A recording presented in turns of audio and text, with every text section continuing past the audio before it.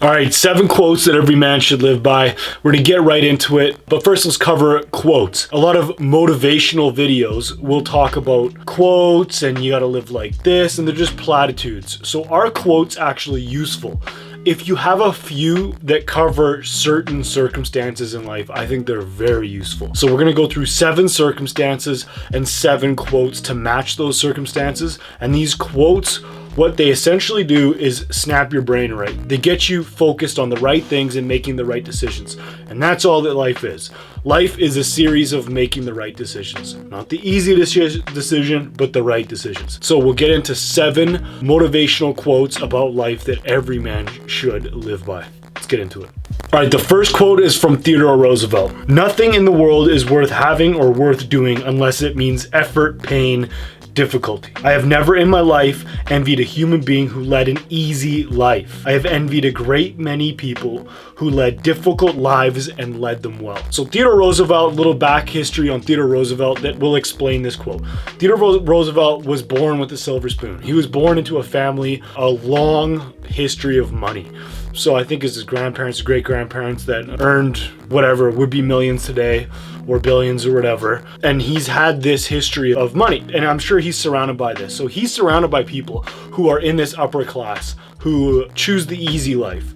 He is the exact opposite of that, and I think his old man was the exact opposite of that, because Teddy Roosevelt, when he was a kid, he was very sick, and finally one day his old man said, I'm not going to have a weak son, and he put his son Theodore Jr. under a workout regimen. He got him working out. He beat up the illness. He beat up the weakness. So Theodore Roosevelt lived one of the most energetic, non-stop, action-filled lives in our history. He went from thing to thing to thing to thing. He was a president. He led America in the war. He was a rancher. He was a hunter. He was an explorer, a conservationist. He was so many different things, and it all has to do with this quote. A lot of what we see now is the end result. So we have social media, we have all these different avenues where we just see the end result. We don't see the effort. Effort is everything. Effort is living. So we can't separate what we want from what we have to do to get it, because what we have to do to get it, the work, the effort, the toiling in obscurity in an office where no one sees what we're doing, that is what living is. That is when we're proving why we're here. The stuff, the top of the mountain, that stuff's nice, but life is essentially endless efforts. Don't envy people who seem like they have an easy life. Ease means no improvement. Improvement only comes from pain, from effort, from struggle. So keep working hard and don't forget it. And I'll put these quotes in the description down below. Keep that one close for sure. On being soft, another one from Theodore Roosevelt. Over sentimentality, over softness, in fact, washiness and mushiness are the great dangers of this age and of this people. Unless we keep the barbarian virtues, gaining the civilized ones will be of little avail. So Jordan Peterson actually talks about this, that weak men cannot be virtuous. And so this goes to this quote as well. If you do not have these barbarian virtues, so we have grown into a civilized society, but we have to understand where we came from. We came from brutality because we were from a brutal place. Because our society was brutal, our environment was brutal, we had to survive and we had to conquer. So we cannot forget these values because they created the easy ones. But as men, we are the barbarians in our society. We are the ones who have to provide and protect. We have to do the brutal things that no one else wants to do. So that means you cannot be a weak man. You cannot be soft. You have to be tough. You have to be gritty. You have to do the things that you don't want to do. So that's discipline. You cannot be a wuss. You have to be good at fighting. You have to learn how to protect yourself. You have to do all these base things that will make others be able to not have to do them. So that quote, live by it. It's a foundation of manliness. Next quote. On living well.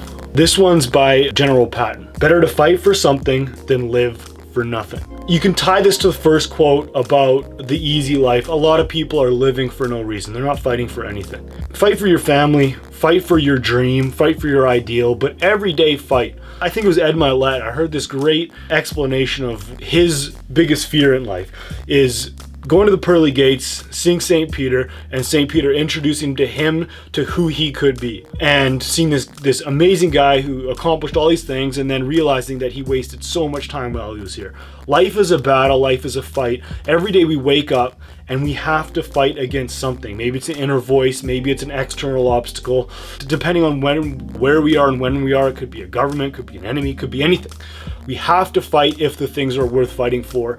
And today, a lot of the times we just brush things off and we give up our freedoms and we give up our liberties 1 inch at a time, and before we know it, our lives are totally run for us and they're basically out of our hands. So we have to really understand that life is a battle. Doing this video right now, I have the worst headache on the planet. I never have headaches, but I have a horrible headache.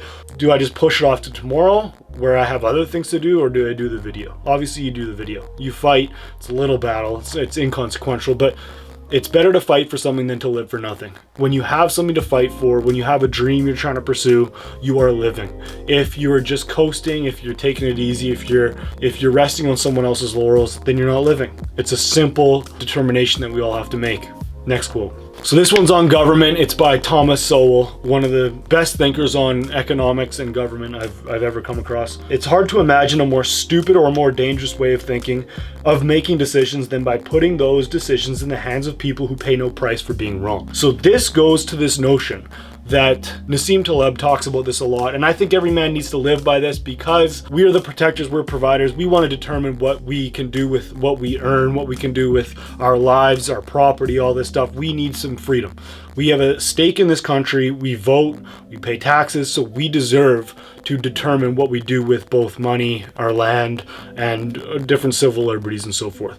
And it is silly that we are giving more and more power, especially to the central government.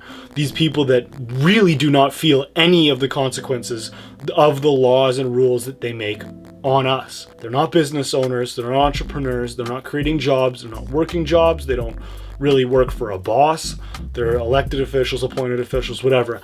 It doesn't make very much sense when there is no consequence. And Nassim Taleb has a great book that I think every man should read. I know this is a Thomas Sowell quote, but Nassim Taleb has a great book that every man should read. It's called Skin in the Game. It talks about this.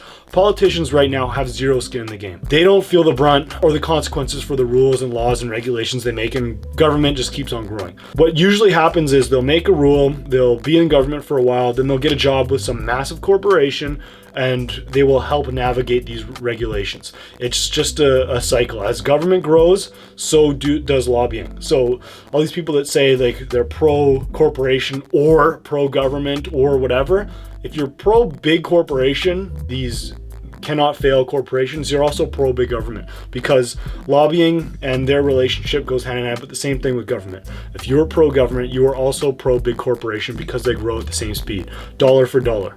So it does not make sense giving these decisions to people that have no consequences. Everyone needs skin in the game. Never invest in someone that doesn't have skin in the game. Never give a decision to someone who doesn't have skin in the game. We need to feel consequences for our actions. That goes for business as well. Now to freedom. I prefer dangerous freedom over peaceful slavery. Thomas Jefferson. One of the best quotes I have ever heard in my life, and I actually think this might not be Thomas Jefferson's quote, but I did a little research and it seems like it is. Prefer dangerous freedom over peaceful slavery. Now this can be taken on a bigger context with how we live our life or how we're governed and so forth, but this can also be brought into the individual. It's very obvious that it applies to governments. We would rather have dangerous freedom, that is control over our own land, our own house, the ability to provide and protect ourselves, to defend ourselves with guns and so forth, than peaceful slavery. So that is depending on someone else for our protection exclusively. That is depending on someone else for every little thing that we have in our lives. So men tend to want more dangerous freedom. Now, in our own lives, I think we need dangerous freedom. I think we need to be going on adventures. I think we need to be getting out there in the mountains, in the woods, hunting, hiking, doing whatever you need to do out there to feel alive, because we are more alive when we're out in nature than we are when we're in a controlled environment like a house or an office building. So get out there, have some dangerous freedom in your life. Back with Theodore Roosevelt. So this is, of all the quotes, This is the most important quote. I should have started with it, but I didn't. This is the most important quote you will hear in this video because it's essentially our task for our lives every single day. And that is to do what you can with what you have where you are. A lot of stress, a lot of envy, a lot of jealousy. It's created by wanting what someone else has or wanting to be in someone else's situation. The reality is you're not, I'm not, and we are in our own situation. We had our own parents, we had our own upbringing, we have our own house, we have all these different things. We have our own situation. We have our own talents, our own strengths, and our own weaknesses. The best we can do and our only task is to do what we can with where we are and what we have. We have to only control what we can control, and we have to do the best that we can possibly do with what we have and where we are, who we're with, where we live, moment in time, all this stuff. We just have to do our best. That is, don't waste time, focus on one thing, don't get down. You don't need to get down. Look on the bright side, be appreciative and grateful for where you are, and work your ass off. And then help others, obviously, as well. But do what you can with where you are. That is the main task in life. Final quote is on being a man, and it's by Winston Churchill. A man does what he must, in spite of personal consequences, in spite of obstacles and dangers and pressures. And that is the basis of all human morality. When you find yourself on the side of majority, I think it's Mark Twain said it, when you find yourself on the side of the majority, think twice.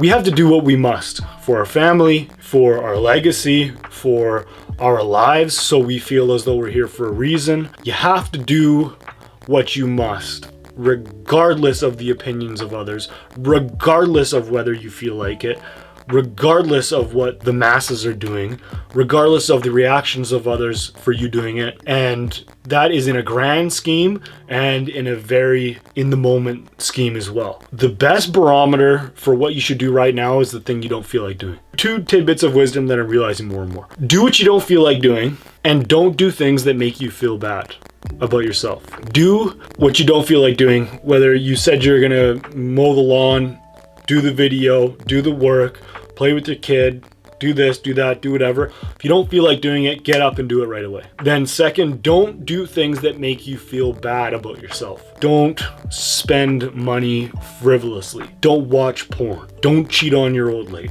Don't flirt. Don't go too far with that stuff. Don't drink too much. Don't eat crap food. Don't miss a workout. Don't do these things that make you feel bad about yourself. Identify what they are. They're 5 to 10 things. They're not that many, but identify what they are and just commit to not doing them. They serve you no good. They only degrade you. They degrade your character. They degrade who you are. And if you do the things you don't feel like doing, but also don't do the things that make you feel bad, you're going to be a great man. Over time, you're just going to have so much momentum that you're going to do great things. Now, I hope you enjoyed these quotes. I'll put them in the description down below. I've also got a ebook for you for free. It's called How to Be the Man. And I've got Man Greens link down below. Make sure you pick up some Man Greens. Have at it, fellas.